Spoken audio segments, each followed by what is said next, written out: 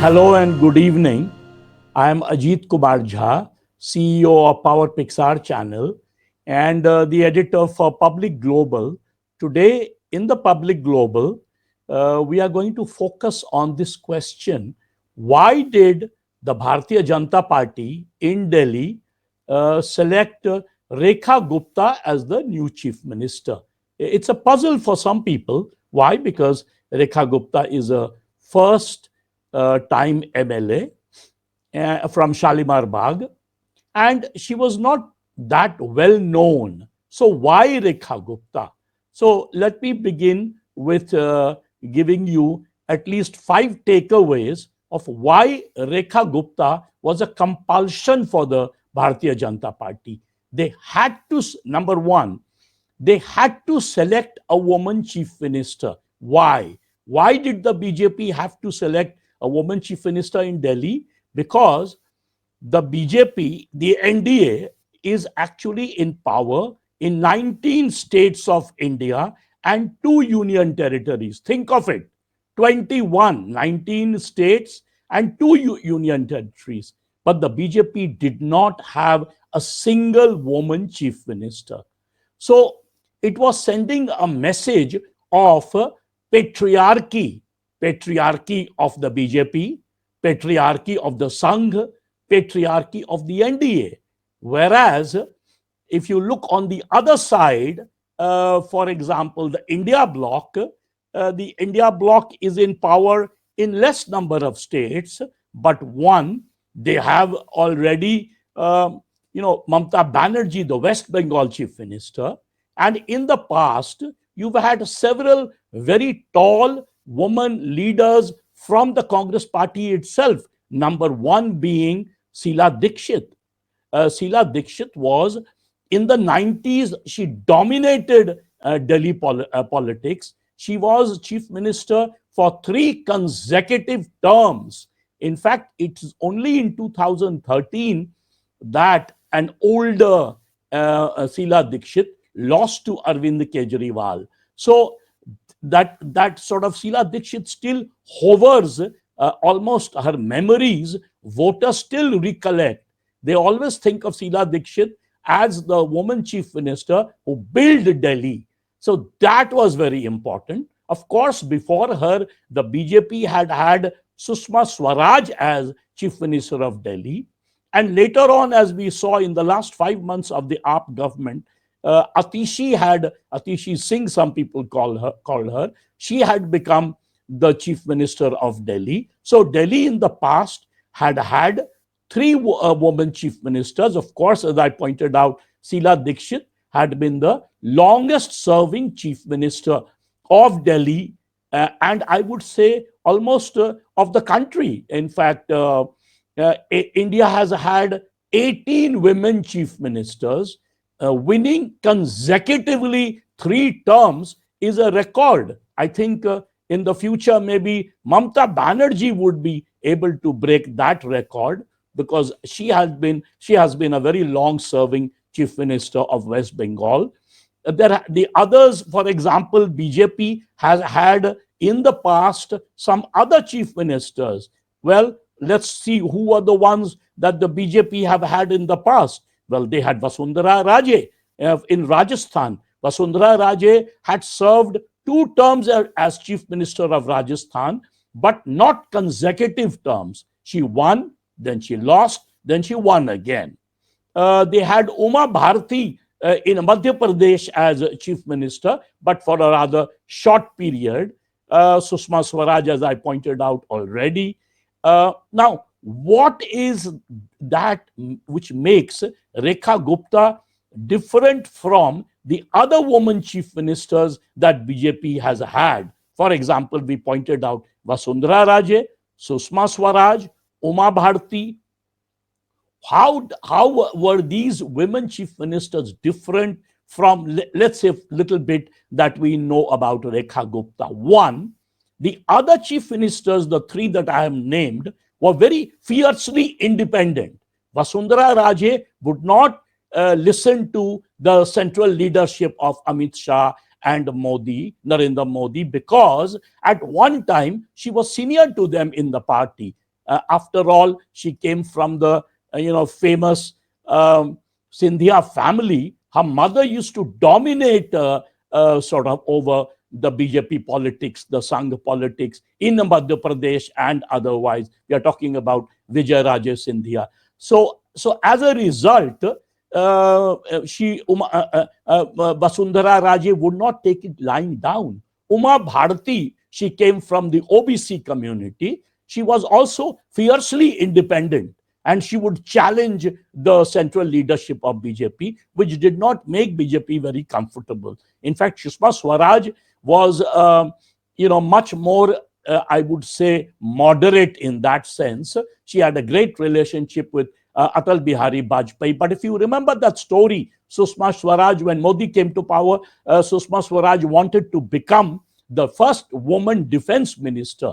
And she met the Prime Minister Narendra Modi, and she told him that she did want to become the first woman defense minister of India. And what did Mr. Modi do? Immediately, because he did not want Sushma Swaraj as the defense minister, he ended up choosing Nirmala Sitharaman, who at that time was almost a nobody. So he chose Nirmala Sitharaman, and because Nirmala Sitharaman is, of course, she is talented, but she is more what we call in Indian politics the yes sir kind of politician. So in that sense, Rekha Gupta, the BJP expects to be because she's younger, so she will probably listen to the central leadership, not challenge the central leadership.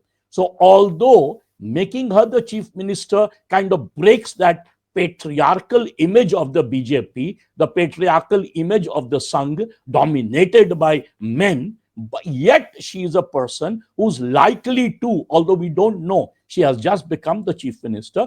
This is an open question. We have to see how she evolves herself. Rekha Gupta is also, had been president of Delhi University Students' Union, something very prestigious for the BJP. Remember, the previous DUSU president, Arun Jaitley, was a tall leader of the BJP. When Mr. Modi came to power, Arun Jaitley had two portfolios for quite a long time, both defense and finance. And Mr. Narendra Modi used to rely on Arun Jaitley a great deal. So in that sense, Rekha Gupta is also a former DUSU president. In fact, she did her BA from Daulat Ram College. She was a secretary there of the Students' Union of Daulat Ram. And she was supposed to be a person who helps people around. She is full of energy and sort of she has a lot of beans that way. So that some of her professors have come on interviews who taught her in Daulat Ram, and they have pointed it out. She was also 3-term councillor. Consecutively, she had been 3-term councillor from Delhi. She kind of represents both the housewives as well as career woman. She has both those qualities. So I think that is very important. Rekha Gupta joined the Akhil Bharatiya Vidyarthi Parishad in the year 1992. So she has had a long background in sort of BJP politics, a kind of consistent background. She is a non-dynast. What do I mean by a non-dynast? Her father or her grandfather were not great BJP politicians. Suppose for example, someone had suggested the name of Basuri Swaraj as chief minister of Delhi, but then she would be seen as a quote-unquote dynast, because after all, she is daughter of Sushma Swaraj. So the BJP show, in that sense, Rekha Gupta ticks all boxes: a non-dynast, a politician who is not as fiercely independent and likely to challenge the central leadership, as I said, of like the way Vasundhara Raje did, Uma Bharati did, even Sushma Swaraj did. So that's the number two. One more factor, which is kind of very important, why they chose Rekha Gupta over other women candidates, MLAs that had won, is that she comes from the Vaishya Baniya background. That is very important for the BJP. Remember, at one time, the BJP used to be dismissed by its critics as a Brahman Baniya party, right? A Brahman Vaishya party. So that is a very large constituent of the Bharatiya Janata Party. So she comes from that community, and within Delhi, the Vaishya Baniya community and the woman factor were the two key, I would point out, significant factors that had marked the Aam Aadmi Party, because Arvind Kejriwal himself came from the Vaishya Baniya community, number one. And number two, the women voters were overwhelmingly in favor of the AAP for more than last 10 years. Why? Because the AAP came to power first time in 2013. So, in fact, if you look at the 2020, the last assembly election data, and if you do an analysis, you find that on an average, the Aam Aadmi Party had 15% more votes than the Bharatiya Janata Party. But among women voters, the Aam Aadmi Party had 25% more votes than the BJP, which means there was a massive gender gap in Delhi politics.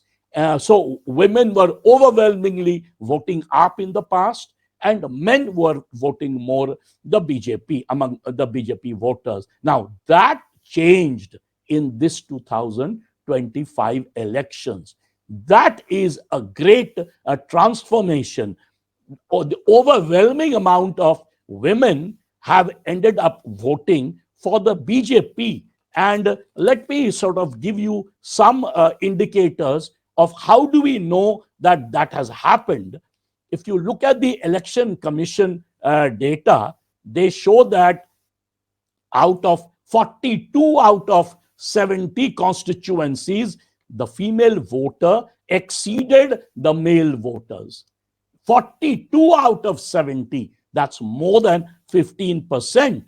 In fact, even if you look at the average women voter turnout, which in Hindi is called the Matdan, the average female voter turnout was 60.92, almost 61%. Whereas if you look at the male voter turnout, is just 60.21%, which is basically almost 60%. So there is a little less than but 1% gap. So again, there is a gender gap. More women are turning out to vote in Delhi compared to men. And as I pointed out, in 42 out of 70 constituencies, the female voter turnout exceeded the male voter turnout. And guess what? Out of that 42, the BJP had won overall out of 70, 48. So 42, they had an overwhelming support of the women voter.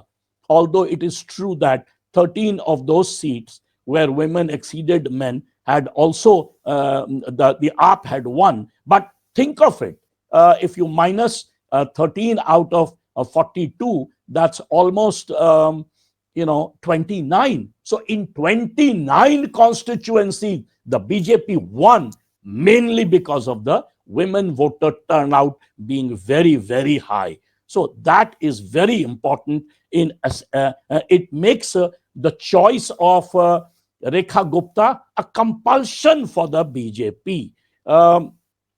Having said that, let me also point out that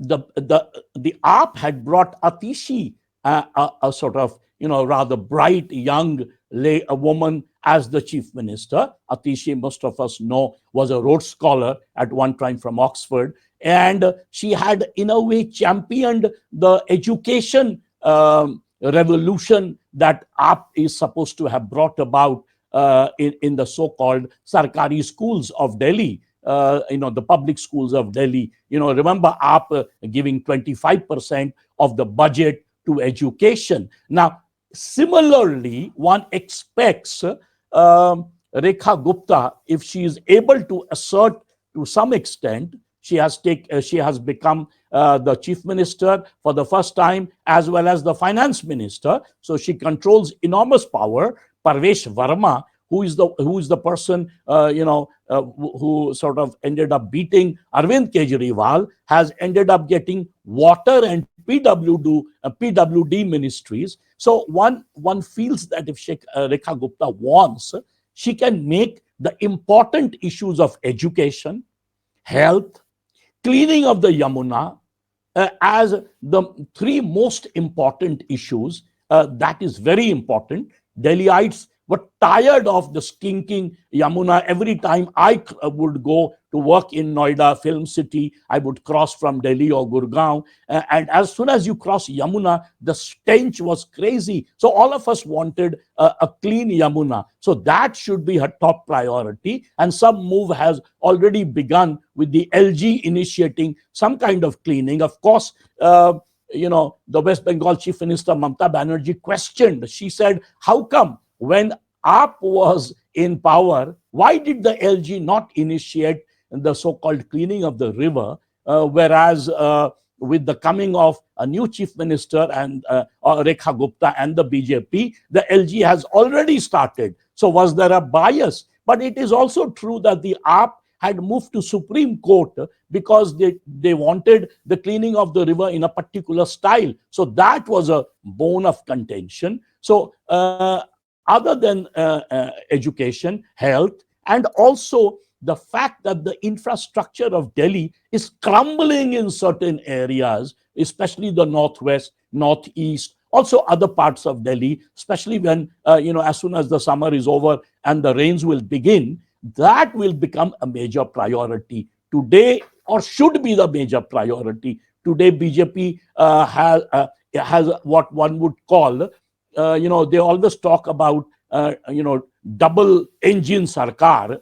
Soon BJP will have a triple engine sarkar. Modi at the center, Rekha Gupta in Delhi, and they are about to control the MCD, because we know that three of the councillors from AAP ended up switching over to the BJP. So after that, if the BJP does not bring about a transformation of Delhi in terms of its infrastructure, in terms of cleanliness, in terms of other things, then everyone will blame the BJP. And remember, the AAP has lost the election only with 22 MLAs today, but it still has 43.57, almost 44% of the voters had voted for AAP.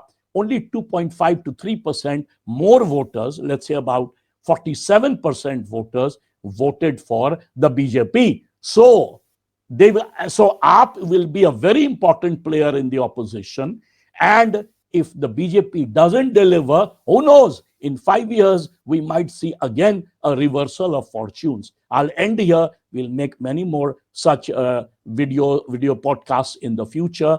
Keep sort of waiting for our next video podcast. In fact, I'm about to make one tomorrow on Sunday. Thank you very much.